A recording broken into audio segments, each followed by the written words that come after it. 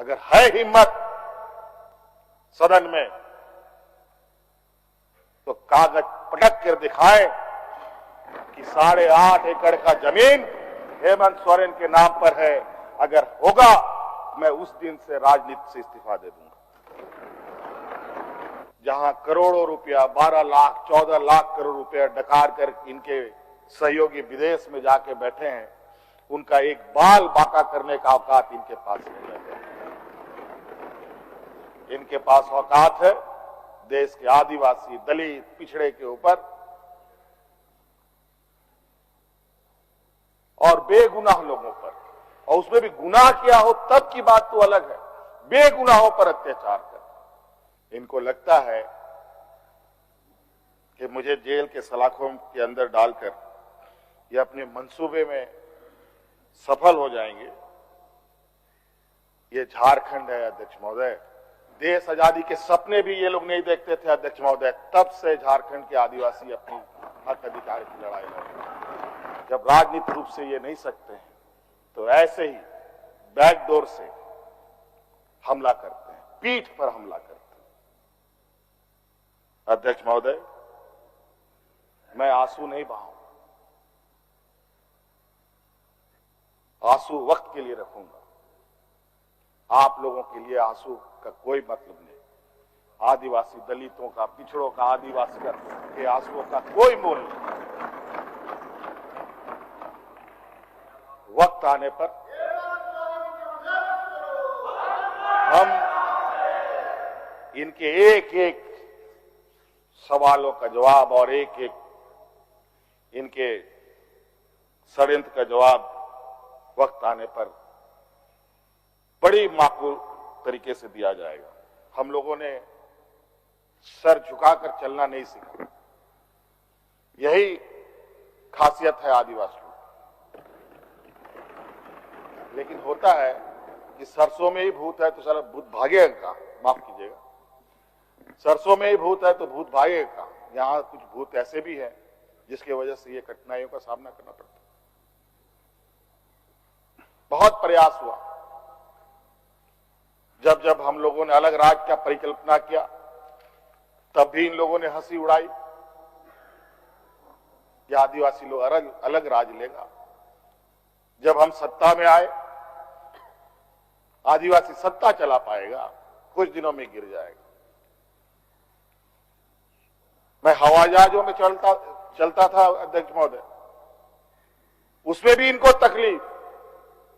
मैं 5 स्टार होटलों में रुकता था, उसमें भी इनको तकलीफ। मैं BMW कार में घूमता हूं, उसमें भी इनको तकलीफ।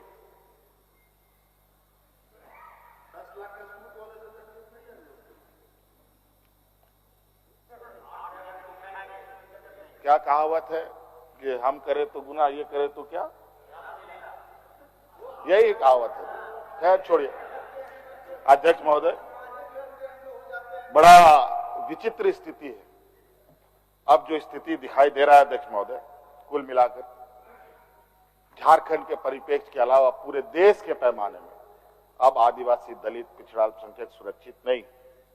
कानून के अंदर रह करके गैर कानूनी काम करना कैसा हो, ये कर किसी से सीखना हो तो इन लोगों से सीखिए और इनके संस्थाओं से सीखिए।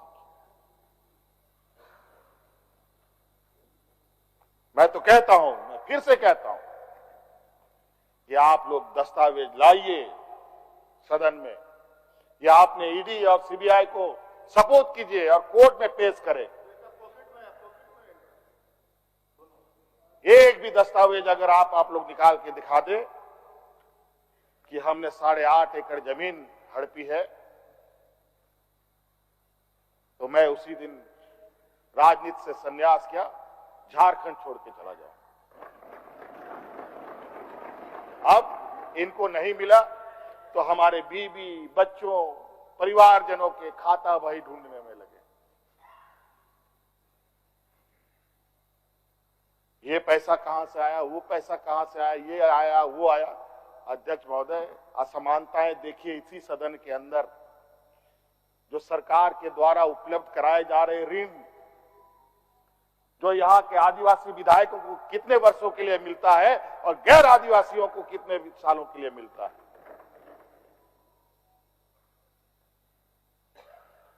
इस प्रभु राम का प्राण प्रतिष्ठा हुआ 22 जनवरी को।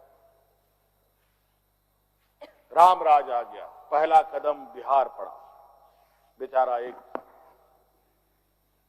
पिछड़ा वर्ग का व्यक्ति की क्या हद होगी आप जानते हैं। दूसरा कदम झारखंड पर पड़ा, एक आदिवासी मुख्यमंत्री को निगलने का प्रयास। क्योंकि इस आदिवासी मुख्यमंत्री के शरीर में हड्डियां कुछ अधिक है, इसलिए उस हड्डी को निकालने के लिए ईडी उसका डिसेक्शन करने में लगी हुई, ताकि हम कैसे इसको निगल जाए। लेकिन इतना आसान नहीं। मुझे कोई गम नहीं कि मुझे आज ईडी ने पकड़ा। जिस तरीके से बंधुदा का सदस्यता लिया, ये आप चुनाव नहीं लड़ सकते। हो सकता है मेरा भी यही असर है। सत्ता लुलुपता के लिए हम लोग कभी नहीं आए अध्यक्ष महोदय। लेकिन ये बात मैं इस सदन में कहना चाहूंगा कि झारखंड मुक्ति मोर्चा का उदय झारखंड के मान सम्मान स्वाभिमान को बचाने के लिए हुआ है। और इस मान सम्मान स्वाभिमान के प्रति जो भी बुरी नजर डालेगा उसको हम मुंह तोड़ जवाब देंगे, चाहे राजनीतिक रूप से हो, चाहे कानूनी रूप से हो, चाहे वो किसी भी जंग मैदान में हो। वक्त फिर घूमेगा और फिर हम आपके सामने उपस्थित होंगे और इतनी मजबूती के साथ उपस्थित होंगे कि फिर जो षड्यंत्र कर रहे हैं वो षड्यंत्र आपके धरे के धरे रहे और इस देश के और अपने राज्य के आदिवासी दलित पिछड़ों के लिए जो संघर्ष करना होगा वो करते रहेंगे।